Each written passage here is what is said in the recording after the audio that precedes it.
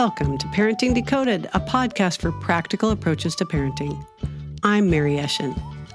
How much can a 2, 3, or 4-year-old do? What can they do? They're so little, right? A toddler, a preschooler, what's reasonable? What's not? Are you doing too much as a parent? All good questions for sure that most of us struggle with. In this podcast, I want to explore what's reasonable to encourage and train young kids to do. So much of our parenting is done as a shoot from the hip reaction. While that might get things done, it often interferes with growth not only of an independent mindset, but also a child's self-esteem and self-concept. Yikes! They need those things. Getting them prepared for lifelong skills should always be on our to-do list of goals as parents, so that we don't get stuck with grown kids who can't leave the house. Many parents lean toward, my kid isn't old enough, with toddlers and preschoolers for certain tasks, but sometimes it's hard to tell what tasks might apply.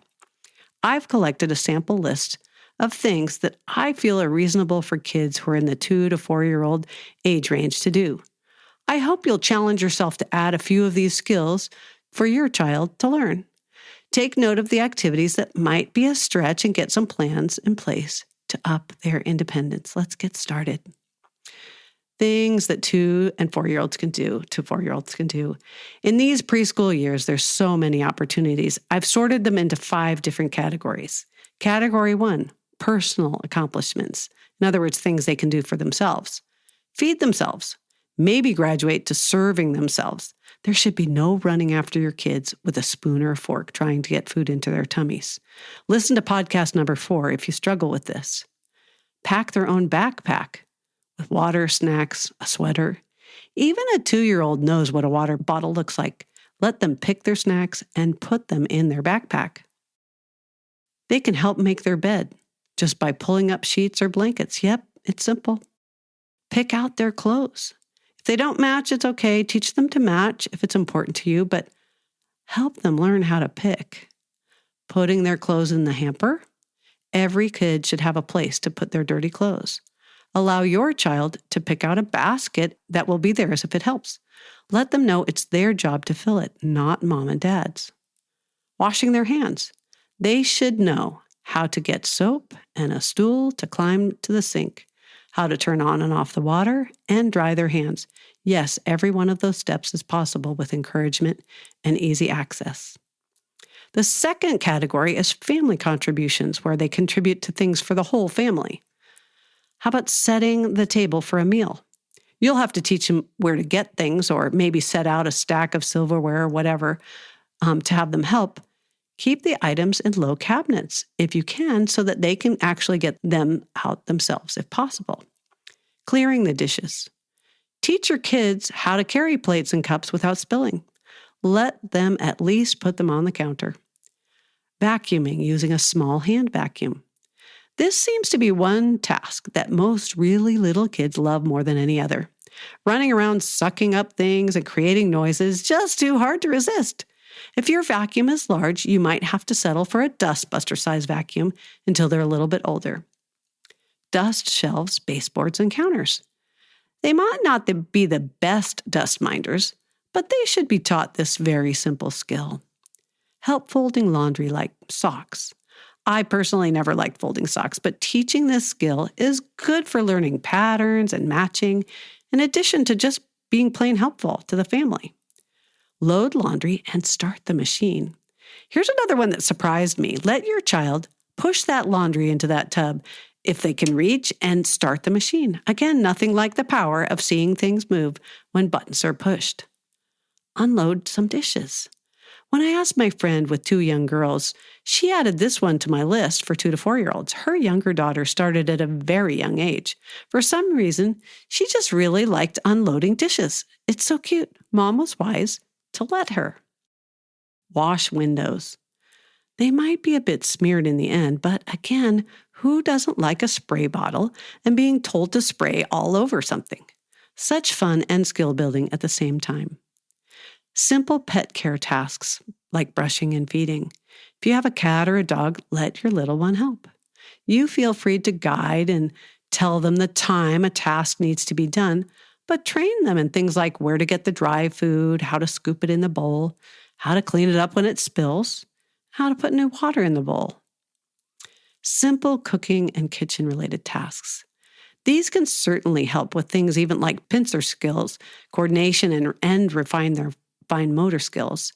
How about things like stirring a cake mix? What fun making something sweet. Opening snack bags, squeezables, another yummy skill to have. The third category are things like outdoor tasks. There's nothing like being outdoors in nice weather. Teach your kids to enjoy it too. Pulling weeds, raking leaves, watering plants. You might have to augment the watering they do, but please let them have that hose to water or a small rake to gather leaves. The fourth category, personal management beyond educational opportunities like ABCs and learning to count. The first part is solo playtime. Teach your child that they can play by themselves. One mom did an excellent job of letting her daughter have quiet time in her room. She was starting to outgrow naps, but it was important that she know she can entertain herself quietly, especially with a younger sibling who still needed a nap and a mom who needed to have some downtime. You can set a timer so your child knows when their solo time is over, maybe about 20 to 40 minutes, not hours and hours. Reading time. Schedule time for them to quote-unquote read books. This is like solo playtime, but involves just books and an opportunity to quote-unquote read them on their own.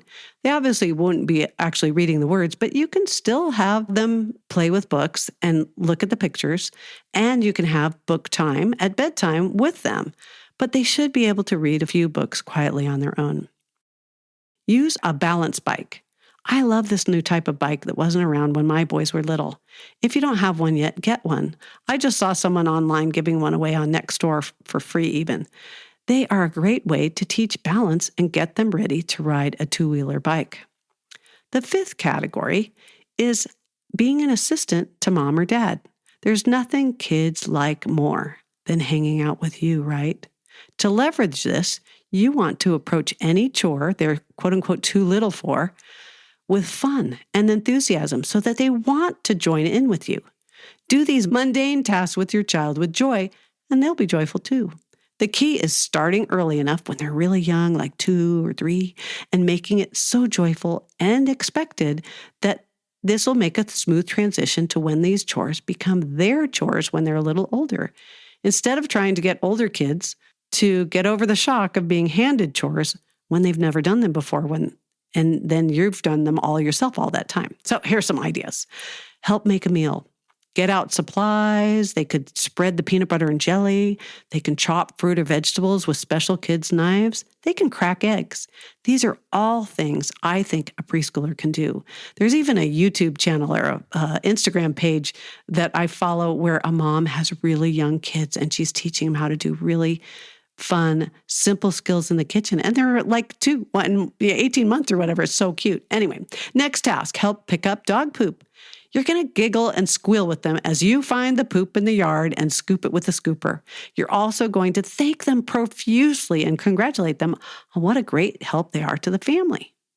Have them help take out the trash. You have that same enthusiasm as the dog poop trash, like, oh, wow, I'm so happy that you're helping me. Your help is so great. I couldn't put out the trash without you. That kind of stuff. I think you get it. How about in the garden? Sweeping, digging, planting. Wow, this is so helpful. Working with you is so much fun. I love you being a part of this family and a family that helps each other. Those are all the types of things you'd be saying as you do the tasks together. You can do the same thing with cleaning the bathroom, mopping the floor. I think you get the idea. If you've gotten this far into the podcast, I want to offer a more abbreviated list for 4 to 6-year-olds so that you have an idea of where you should be headed in the future. Feel free to add them when they're younger if you can.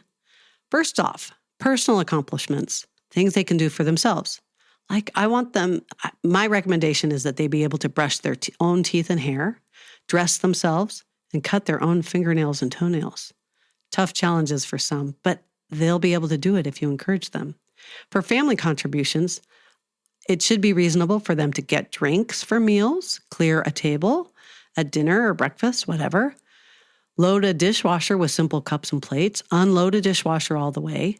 Get simple snacks. put away clothes, help fold laundry for pants and shirts and things like that, vacuum a room with a larger vacuum, clean bathrooms, things like wiping mirrors, clean toilets, sweep floors. For the larger roles as an assistant to the family, I think that they should be able to help plan a meal or a dessert. They should be able to use a microwave with supervision. They should be able to help shop for ingredients if they're planning a meal. They should be able to do meal prep using kid-friendly tools, things like cutting strawberries and grapes, cheese, etc.